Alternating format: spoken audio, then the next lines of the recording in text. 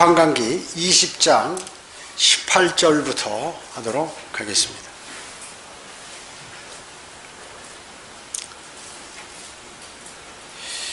지금 11지파와 베냐민과 지금 전쟁을 하는데 11지파, 이스라엘 지파의 11지파 사람들은 하나님께 전쟁을 해야 할지 하지 말아야 할지 묻지를 않았습니다. 18절에 보겠습니다.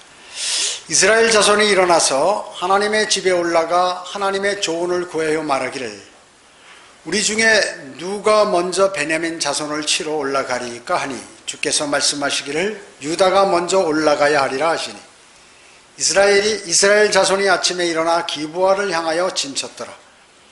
이스라엘 사람들이 베냐민을 대적하여 싸우러 나갔으며 이스라엘 사람들이 기브아에서 그들을 대적하여 싸우려고 전열을 가다듬었으나 베냐민 자손이 기브아에서 나와서 그날에 이스라엘인 22,000명을 쳐 부수어 거꾸로 들였더라. 그 백성 이스라엘 사람들이 스스로 용기를 내어 그들이 첫날 전열을 가다듬었던 그 자리에서 다시 전열을 가다듬었더라. 이스라엘 자손이 올라가서 저녁 때까지 주 앞에 울며 주의 조언을 구하며 말하기를 내가 내 형제 베냐민 자손을 대적하여 싸우러 나가야 하리이까 하였더니 주께서 말씀하시기를 그들을 대적하여 올라가라 하시니라. 이스라엘 자손이 둘째 날 베냐민 자손을 치러 가까이 갔으나 베냐민도 둘째 날 그들을 치러 기브아에서 나와서 다시 이스라엘 자손 18,000명을 부수어 땅에 거꾸로 틀였더니 이들 모두는 칼을 빼는 자였더라. 자, 이게 뭡니까? 이제 그동안 안 물어보다가 18절에서 이제 주님께 조언을 구하는 것입니다. 그래서 누가 먼저 베냐민을 치러 가야 하리까 물어보니까 유다가 가라 해서 갔더니 22,000명이 죽었어요. 이스라엘 자손이요. 그래서 다시 전열을 갖춰가지고 두 번째 싸우러 이렇게 올라갔더니 이제 또다시 이렇게 패했죠. 또다시 패한 것입니다. 그래서 둘째 날에 치러 갔는데 마찬가지로 18,000명이 죽어버렸다 그 얘기죠. 드디어 나머지 11지파들이 하나님께 조언을 구하게 됩니다. 그 앞에서는 조언을 구하지 않았는데 이제 여기서 구하는데 그들은 하나님께 무엇을 할지를 가르쳐 달라고 기도드렸고 하나님께서 그 기도에 응답을 일단 해주셨습니다. 그러나 겉보기에는 이 사람들이 하나님께 질문하고 잘 이렇게 하나님께 여쭙는 것 같지만 하나님의 뜻 가운데 있는 것 같지만 그렇지 못했다는 것이죠.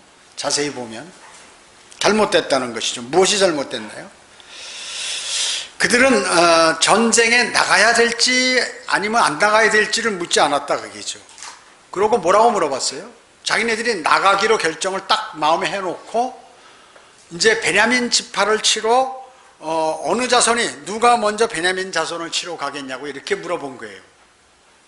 다시 한번 말씀드리면 우리가 전쟁을 해야겠습니까 안 해야겠습니까 물은 것이 아니라 전쟁을 하기로 결정을 해놓고 그 중에 이제 어느 지파가 가서 베냐민을 상대하겠냐고 이렇게 물어본 것입니다.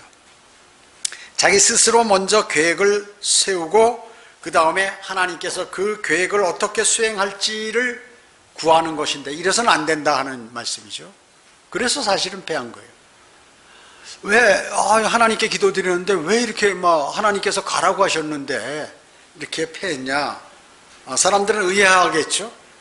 여러분 어떻습니까? 여러분이 주님께 무엇을 이제 기도드릴 내용이 있잖아요, 여러분이요.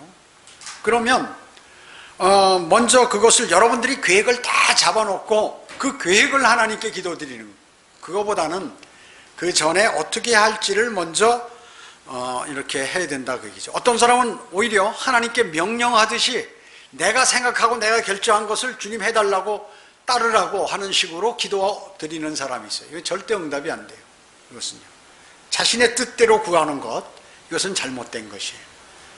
제가 지금 이 일을 해야 되는데 어떻게 해야 할지 모르기 때문에 주님께서 그 길을 가르쳐 달라고 이렇게 해야 되는데 다 결정해 놓고 말이죠. 그 다음에 나머지 것을 하나님께 구하는 이런 것들은 잘못된 것이다 하는 것을 우리가 오늘 본문 말씀을 통하여 알게 되는 것입니다. 먼저 하나님께서 자신이 어떤 일을 해야 할지, 하지 말아야 할지를 우리가 구해야 된다는 것이죠. 그리고 나서 주님께 이제 그 이유를 구하는 것이죠. 하나하나 자상하게. 자신의 이유나 목적이 아닌 하나님의 이유나 목적이어야 된다 하는 것입니다. 그것을 구해야 하는 것입니다. 그 후에는 우리가 이제 자세하게 구할 수 있죠. 그럼 언제 해야 됩니까? 어떻게 해야 합니까? 이렇게 여쭤볼 수가 있다는 것이죠. 자, 이거 대단히 중요합니다. 하나님을 자신의 종처럼 내가 요구하는 대로 하나님은 수행하라는 식의 그 기도는 절대 응답이 안 된다 하는 것이에요. 그것은 벌써 교만한 마음으로 자신이 다 결정해 놓고 마치 하나님께서는 자신의 말을 들어주는 사람으로 그렇게 생각하기 때문에 하는 것이기 때문에 옳지 않다 하는 것입니다. 이스라엘 사람들은 무엇을 할지 이미 마음에 정해놓고 있었고 그것에 대해서 기도를 드렸던 것이죠. 그래서 하나님께서는 그들에게 뭐라고 그랬어요? 먼저 유다가 베냐민을 치라고 그랬어요. 베냐민과 싸우러 나가라고 이렇게 하셨던 것이에요. 그러니까 22,000명의 전사자만 생기게 되었다. 어떻게 됐습니까? 패했죠. 그래서 사람들 생각할 때 하나님께서 명령하셨는데 아니 하나님께서 패하게 하신 것이에요. 이것이 바로 패하게 하신 것입니다. 여러분 그때 어디 잘 기억이 안 나는데 어떤 목사가 말이죠. 라스베가스에 가가지고 빠찡코 하다가 그게 기자들에게 발견이 돼가지고 큰 교회 목사하고 그러니까 왜 여기 가서 그거 하냐고 그러니까 교회 재정을 좀 보충하기 위해서 했다고. 그게 맞는 얘기예요? 그거 어떻게 해요? 땄을까요? 잃었을까요? 전부 돈 뺏겼죠. 거기서 전부 돈 뺏겼죠. 주님의 뜻이 아니에요. 자기가 결정해놓고 자기 멋대로 이렇게 하는 그런 요청. 주님 제가 지금 노름을 해서 교회 재정이 부족하니까 노름을 해가지고 해야 됩니다. 주님 제가 지금 복권을 살려고 그러는데 교회 재정을 보충시키기 위해서 복권을 살 테니까 오늘 꼭 당첨하게 해주세요. 당첨되겠습니까 그게? 안 되죠.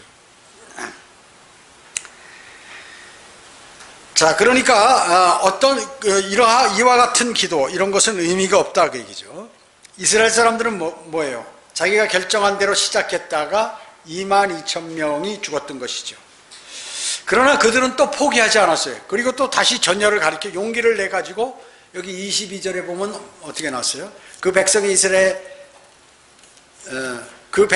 이스라엘 사람들이 스스로 용기를 내어 그들이 첫날 전열을 가듬었던 그 자리에 다시 전열을 가다듬었더라. 그러나 그들이 이렇게 하기엔 부분적으로는 다른 방향으로 움직이고 있지만 23절과 같이 이스라엘 자손이 올라가서 저녁까지 주 앞에서 울며 주님께 조언을 구한 것입니다. 조금은 이제 뭔가 조금씩 알아가는 거예요. 근데 완벽하지 않아요. 그들은 이제 회개하고 있습니다. 일단은 주님 저희가 뭔가 잘못한 것 같습니다. 저희를 좀 용서해 주시고 이번에는 좀 성공할 수 있도록 해달라고 이렇게 했겠죠. 예. 그래서 이제 제대로 된 질문을 하죠. 내가 내 형제 베냐민 자손을 대적하여 싸우러 가야 하니까 이제는 바른 질문을 하는 거예요. 이제. 그러니까 하나님께서 정신을 차리게 하면 정신이 버떡 나가지고 이제 돌아오는 것이죠. 그리스도인이 주님을 잘못 섬기고 육신적으로 자기 멋대로 막 살아간다고 하면 어때요? 하나님께서 징계를 한번 하시죠. 그럼 정신이 버떡 나서 다시 돌아서서 주님의 뜻대로 이렇게 자신이 주님의 말씀대로 살아가게 되는 것이죠. 여기 지금 그러니까 주님께서는 저희가 싸우기를 원하십니까? 하고 이렇게 물었던 것이죠. 그래서 주님께서 그들을 대적해서 올라가라 이렇게 말씀하신 것이에요. 그래서 그들이 다시 전쟁터로 나갔어요. 이번엔 제대로 했는데 다시 18,000명이 더 죽게 되어버렸다 그 얘기죠. 여러분 18,000명, 22,000명 어마어마하게 많은 거죠. 사람들이 죽은 거예요. 첫날에 22,000명까지 하면 4만 명이 모두 죽어버렸어요. 4만 명을 잃었던 것이고, 그것은 전체 40만, 병력이 40만인데 10분의 1에 달하는 그러한 수예요. 10분의 1이 희생된 거예요. 11조가 11조. 주님께. 자, 그래서 아브라함은 뭐예요? 멜키세덱에게 11조를 바쳤죠. 야곱도 주님께 10분의 1을 드리겠다고 약속했습니다. 창세기 28장 22절에 보면 내가 기둥으로 세운 이 돌들이 하나님의 전이 될 것이며 주께서 내게 주실 모든 것에서 내가 반드시 10분의 1을 주께 드리겠나이다. 또 느헤미야는 어땠어요? 바벨론 포로 상태에서 돌아왔던 사람들 중 10명 중에 1명을 택해서 예루살렘에 살도록 그렇게 했어요. 또 말라키 3장 8절로 10절에 보면 11조를 하지 않는 그 구약 성도들에게 뭐라고 그랬어요?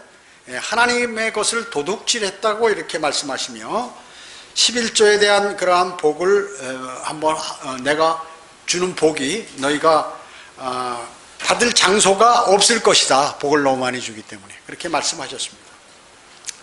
자, 왜 이런 열 중에 하나 11조를 이렇게 반복해서 언급하셨을까요? 구약 성경에서. 그 답은 말이죠. 이사야 6장 13절에 있는 것입니다. 여기 보면 찾지 마시고 그러나 그 안에 아직 10분의 1이 있을 것이요 그것이 돌아와서 먹힐 것이니 잎이 떨어져 줄기가 남아있는 보리수 나무와 상수리 나무처럼 거룩한 씨도 그 줄기가 되리라. 10분의 1이 먹힐 것이다 이 말씀이죠. 대환란 때 이스라엘 땅으로 돌아오는 유대인 중에 10분의 1이 적그리스도의 손에 의해서 희생당하게 될 것을 말씀하고 있는 것이에요. 자, 이 유대인들이 지금 이스라엘이 주님을 영접하지 않았죠. 그분을 메시아로 받아들이지 않았습니다. 그 10분의 1의 희생을 치러야 이 사람들이 바로 정신을 차리는 것이에요. 이제 바로 주님을 섬길 수가 있는 것입니다. 적그리스도는 뭐예요? 사랑 고기를 먹는 것이죠. 예. 피를 마시는 술 제물을 드리게 되고 그 술 제물을 바치게 되는 것이죠. 이제 적그리스도가 사탄에게 하는 거죠. 하나님께 하는 게 아니라 사탄에게 제사하는 거죠. 요한계시록 6장 9절에 보면 어린 양이 5째 봉인을 여실 때 내가 보니 제단 아래에는 하나님의 말씀과 그들이 가진 증거 때문에 죽임을 당한 자들의 혼들이 있었는데 대환란 기간에 그 이스라엘 예루살렘의 그 성전 제단 밑에 그 혼들이 땅 밑에 들어가 있다 그 얘기죠. 그건 뭐예요? 목배임 당한 사람들 미리 적그리스도에게 먼저 그 목배임을 당해서 죽은 그 혼들이 대환란 때 유대인 혼들이 지하 땅 속에 있다 그게 어디에? 낙원에 대기하고 있는 거예요. 여러분 어때요? 구약 성도들이 예수님 십자가 사건 전에 지하 낙원에 그 혼들이 대기하고 있었죠. 그래서 주님께서 그 지하에 가셔가지고 지옥에 들리셔서 또 타타로스에도 가시고 이 지하 낙원에도 가셔서 복음을 전파하시고 하늘로 승천하시기에 제자들을 보기 전에 만나기 전에 막달리아 마리아를 보고 나서 만지지 말라고 그러고 바로 하늘로 올라가실 때 그 구약 성도들의 혼을 데리고 셋째 하늘로 올라가셨죠. 그래서 지금 지하 낙원은 비어 있습니다. 지하 낙원은. 그런데 이제 대환란 때 한 번 더 그 낙원에 그 먼저 죽은 유대인들의 혼이 거기 목배임 당한 혼들이 거기 대기하고 있는 것이에요. 그 말씀이에요, 이것이요. 미카서 3장 3절에 보면 너희가 또 내 백성의 살을 먹고 그들에게서 가죽을 벗겨내는도다. 그들이 백성의 뼈를 부수어 잘게 다지기를 마치 솥과 가마솥 안에 넣을 고기처럼 하는도다. 대환란 기간에 적그리스도 유대인들을 막 다 짐승처럼 짐승 잡아 제사하듯이 그렇게 하는 것이에요. 그 10분의 1이 희생당한다. 그 얘기예요. 이 11조에 주님께 드려지는 거죠.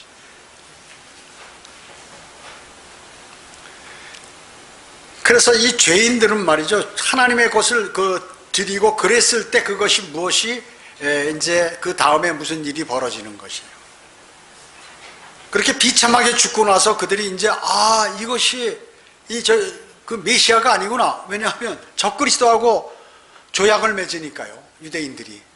재림한 메시아인 줄 알고. 그런데 거꾸로 후 3년 반 되니까 막 죽이더라 그 얘기죠. 잡아 죽이더라 그 얘기죠. 그때 아는 거죠 이제.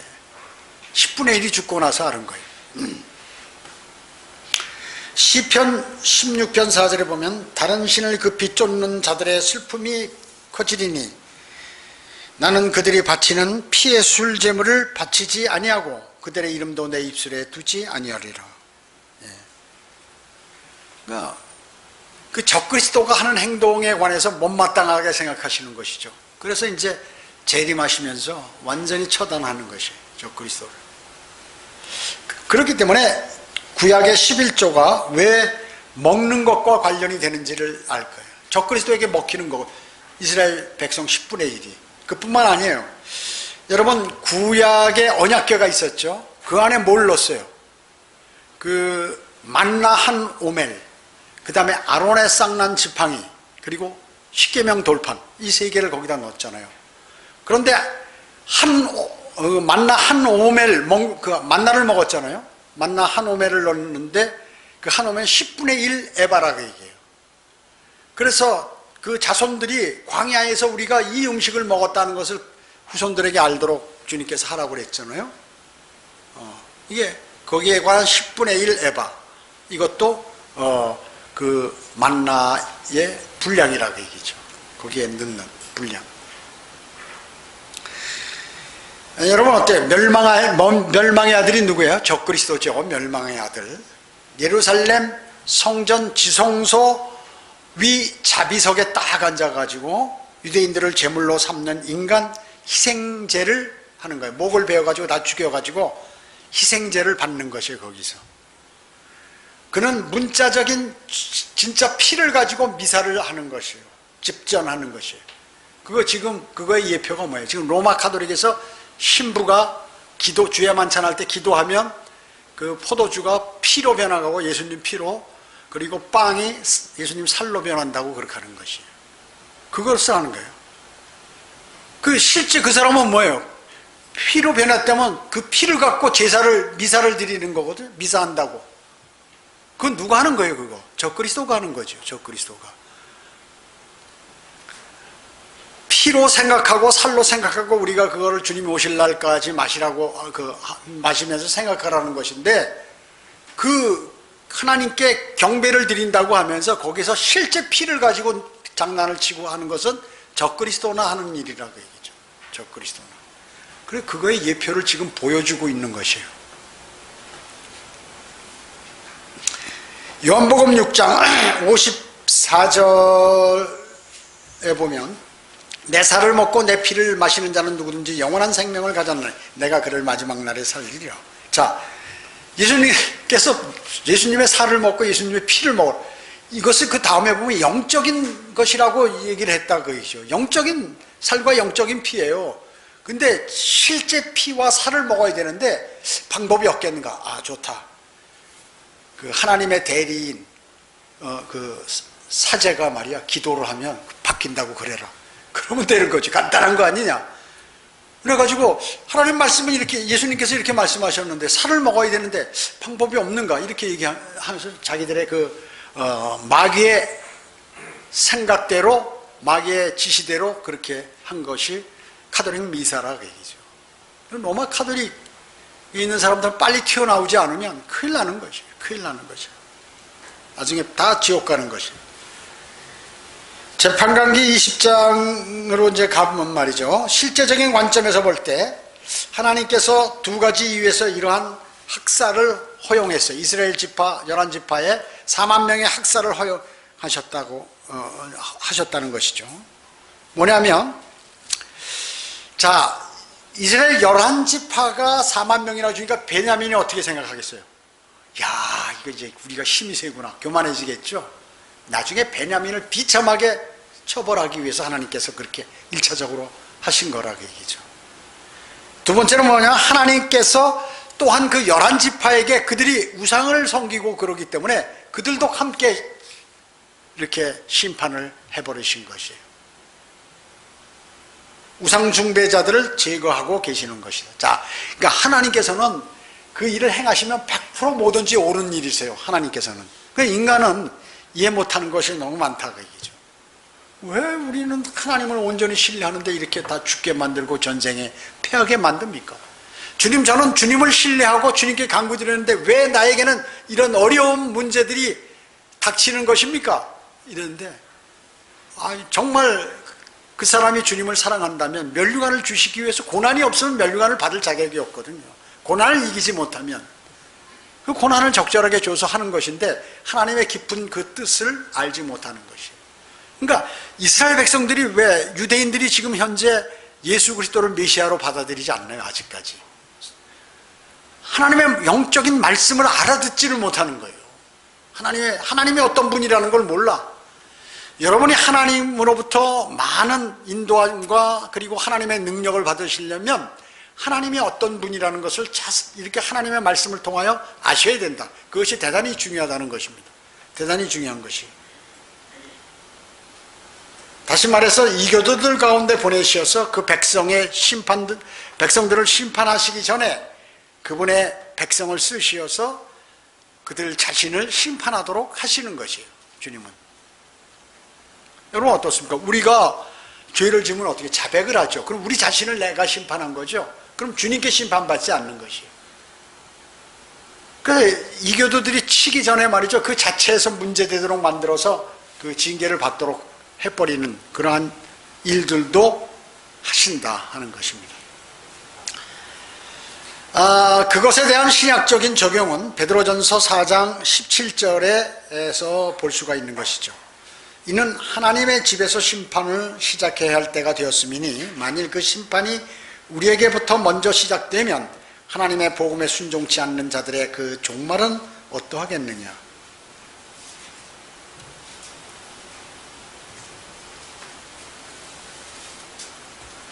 자, 여기서 얘기하는 그 심판은 성도가 스스로 자신을 심판하는 것을 얘기하는 것이 아니에요. 하나님께서 그 백성 가운데서 하나님의 집을 깨끗하게 하기 위해서 하시는 것이에요. 여러분, 하나님의 집이 뭐예요? 이런 건물이에요? 아니죠. 그리스도인을 얘기하는 것입니다. 그리스도인을. 그래서 하나님께서 어느 날 심판하실 때 여러분을 정결케 하시기 위해서 심판하신다 그 얘기죠. 심판하신다는 것이. 자, 그리스도인도 이와 같이 주님께 심판을 받는데, 징계를 받고 또 심판을 받는데, 하물며 믿지 않는 이 사람들은 당연히 큰 심판을 받겠죠. 하나님의 자녀들도 심판을 받는데. 따라서 베드로전서 4장 17절 말씀은 그리스도인들도 그리스도의 심판석에 나가서 자신의 행위에 대해서 주님께 일일이 해명해야 된다는 것입니다. 그리고 복음에 순종치 않는, 구원받지 않은 그런 사람들의 종말은 그럼 어떻게 되겠느냐? 불과 유황이 타는 곳에서 영원 무궁토록 고통당하는 거예요. 여러분은 어디서 심판이요? 그리스도의 심판석에 있어요. 자, 그리스도인이 또 이렇게 징계도 많이 받죠. 징계. 아까도 말씀드렸지만. 또 우리가 죄를 자백도 하잖아요. 고린도전서 11장 32절에 보면 그러나 우리가 판단받는 것은 주께 징계받는 것이니 이는 우리로 세상과 함께 정죄받지 않게 하려 함이로다. 만약에 그 사람이 그리스도인이 죄를 졌는데 벌을 안 내리시는 거예요. 주님께서 징계를 안 내리셔. 그럼 딱 두 가지 중에 하나예요. 두 가지 중에 하나.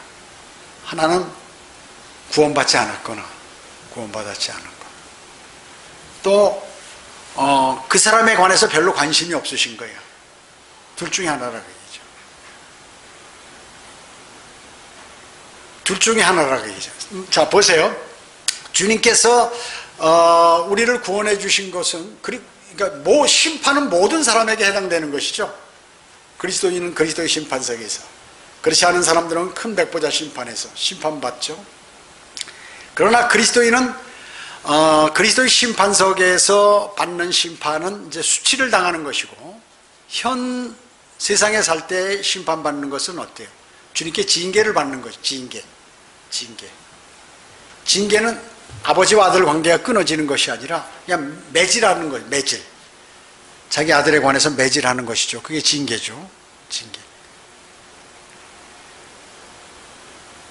고린도전서 11장 32절 아까도 말씀드렸죠. 그러나 우리가 판단받는 것은 주께 징계받는 것이니 이는 우리로 세상과 함께 정죄받지 않게 하려 함이라. 만약에 우리가 징계를 안 받는다고 그러면 그것은 구원받지 않은 사람이에요. 그럼 세상의 영원한 멸망으로 갈 수밖에 없는 것이에요.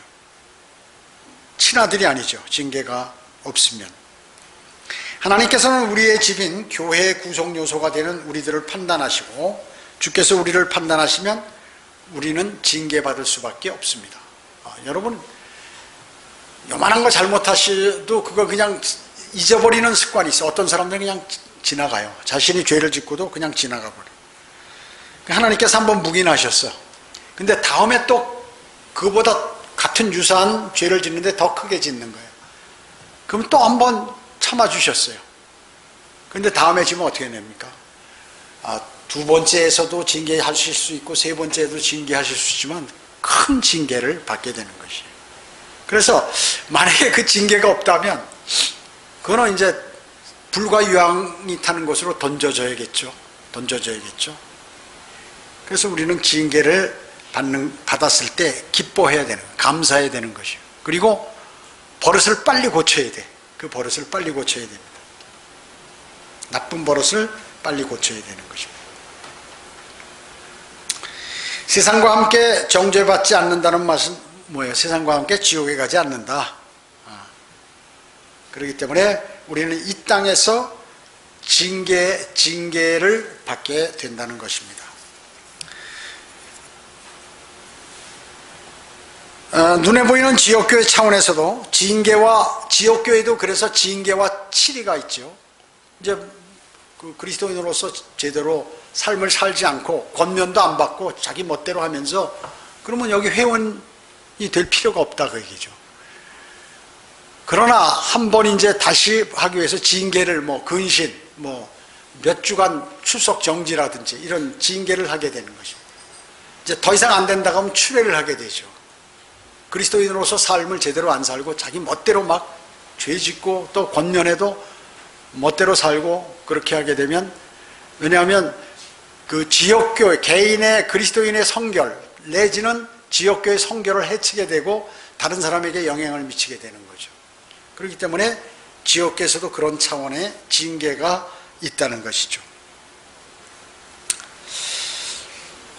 자, 재판관기에 다시 돌아와서 이스라엘은 기도하고 이제 그들은 또한 하나님께서 그들에게 기도하기를 바라는 대로 기도했음에도 불구하고 여전히 패배를 하는 것이에요. 아까도 말씀드렸죠. 지는 것입니다. 어떻습니까? 마귀는 대단히 교활합니다. 마귀는 대단히 교활해요. 그래서 마귀는 우리가 잘못된 일을 하게 할 뿐만 아니라 때로는 우리로 하여금 올바른 일을 행하는데 제때에 그것을 하지 못하게 하는 것이에요.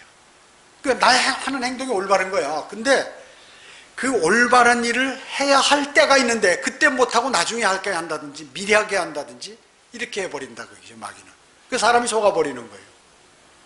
예를 들어서 내가 무슨 일을 하는데 성경을 읽어야 할 시간에 나는 다른 무슨 기도를 하고 있다든지 기도를 하고 있는 시간에 무슨 복음을 전파한다든지 복음을 전파할 시간에 내가 다른 것을 한다든지 이래서 마귀는 그 비슷하게 나는 지금 주님께서 나에게 말씀하신 그 말씀대로 생활을 하고 있다라고 위안하도록 이렇게 그 정확한 해야 할 때를 다른 데로 옮겨서 하도록 한다 그 얘기죠. 그 누가 하냐면 그게 바로 마귀가 개입한다 그 얘기죠.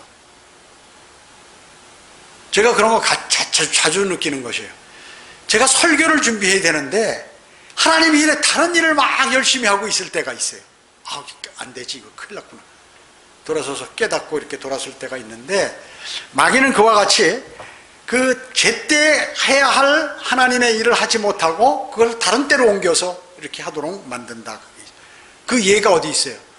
마귀가 예수님을 시험했을 때 40일간 예수님께서 금식하시고 성령님의 인도로 하심을 받아가지고 광야로 나갔을 때 마귀가 그렇게 금식을 했으니까 40일간 배고플 것 같으니까 돌을 가지고 빵이 되도록 하는 그러한 시험을 받죠. 그 일은 언제 일어날 때요? 그때 예수님께서 행해야 할 것이 아니에요. 대환란 때 해야 할 것이죠. 대환란 때. 또 성전 꼭대기로 예수님을 데려가서 한번 뛰어내려 보라고 그랬죠. 시험은.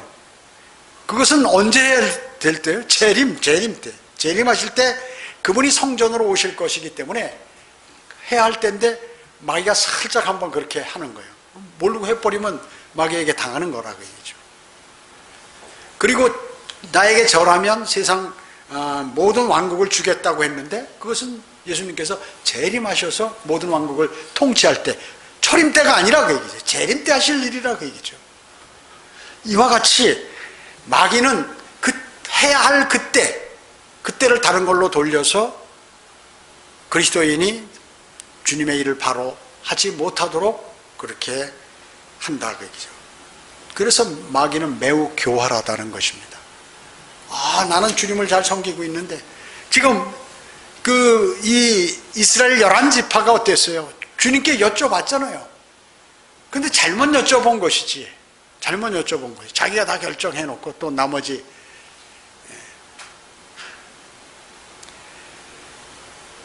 마귀의 묘수는 말이죠. 대단한 것입니다. 그래서 그리스도인에게 오는 시험들은 바로 옳은 일을 그릇된 때에 하도록 유혹하는 것. 그것도 유혹이라고 얘기해요. 죄가 된다는 것입니다. 이것이 마귀의 묘수예요. 마귀의 묘수. 나는 지금 복음도 잘 전하고 모두 하고 모두 잘하겠지 하고 하는데 다른 허점이 있다. 주님과의 교제를 안 함으로 인해서, 주님과의 교제를 안 하고 말씀의 묵상도 안 함으로 인해서 어때? 영적으로 약화돼 버리죠. 그때 마귀가 공격하는 거예요. 야, 너는 복음만 막 전해. 하나님의 말씀이고 뭐고 기도고 뭐고 필요 없어. 복음이 그리스도의 심판석의 최고래. 그거 전해. 이렇게 해버린다든지. 야, 너는 기도와 말씀만 하고 네가 하는 거 묵묵히 해 하면서 복음을 못 전하게 한다든지. 이러한 일들이 벌어진다는 거예요. 여러분 그걸 잘 아셔야 돼요. 그렇기 때문에 우리의 생각과 우리의 고집대로 무엇을 하면 되는 것이 아니라 하나님의 말씀대로 우리가 그것을 잘 진행하고 있는지를 자신을 점검해 봐야 된다. 이것은 대단히 중요한 것입니다. 그리스도인이요. 대단히 중요한 것입니다. 여러분은 그 점을 바로 여러분의 삶에 잘 적용시켜야 돼요. 그리스도인의 삶에. 그렇기 때문에 여러분은 항상 아주 교활하고 그리고 아주 강력한 대적과 함께 있다는 사실을 결코 잊어서는 안 돼요. 내 생각과 내 판단, 내 말이 정말 주님을 기쁘게 해드리는 것인지 그리고 주님의 사역에 도움이 되는 것인지를 꼭 생각해야 돼요. 그리고 마귀는 강교하다 그 얘기죠. 그와 같이. 마귀는 아까처럼 우리가 주님을 증거해야 할 때 기도하도록 만들고 성경을 읽을 때 뭐 복음을 증거하도록 만들고 이렇게 할 수 있다 그 얘기죠. 기도하고 있을 때 열심히 일하도록 만들어버리고 이렇게 하는 것입니다. 여러분 잘 아시죠? 그래서 여러분 마귀에게 넘어가면 절대로 안 된다는 거예요. 나는 오늘 하루 일과를 반성하는데 마귀에게 오늘 넘어간 적이 없었나? 이걸 한번 꼼꼼히 생각해 보는 거예요. 그렇지. 뭘 하려고 그러는데 아내가 어디 갑시다. 뭐 준비해야 하는데 이거 앞으로 일이 있는데 하다 보니까 거기에 빠져 시간 다 낭비하고 해버리면 다음에 뭘 못하는 거예요. 그러니까 여러분 그것을 잘 하셔야 됩니다. 마귀는 그토록 교활하죠. 심지어 마귀는 우리로 하여금 옳은 일을 오를 때 하게 하되 그릇된 잘못된 방식으로 하게 하다. 이제 때는 제대로 맞췄는데 잘못된 방식으로 하도록 한다. 복음을 전하는데 하나님의 말씀대로 그의 혼을 구령하는 그러한 열정, 또 잃어버린 혼들에 관한 열정에 의해서 복음을 전하는 것이 아니라 내가 오늘 10명을 맞춰야겠다 하고 막 정신없이 하다 보니까 이게 잘못되는 경우도 많이 있다. 그 얘기죠. 그래서 옳은 일을 할 때 잘못된 방식으로 하면 안 된다. 옳은 일을 하더라도 잘못된 방식으로 하면 안 된다는 것입니다. 여러분 어때요? 우리가 경주를 할 때 이 운동선수들이 400m 허들 경기를 한다 경기장에서. 그럼 자기 레인이 딱 있잖아요. 그 레인 벗어나면 안 돼. 옆 레인으로 가면 무조건 아무리 빨리 뛰어도 실격이잖아요. 마찬가지. 규칙대로 경주를 해야 된다 그 얘기죠. 그렇지 않으면 면류관을 받을 수 없는 것입니다. 아무리 1등으로 꼬링했어도 면류관을 받지 못한다고 성경은 기록하고 있는 것이에요.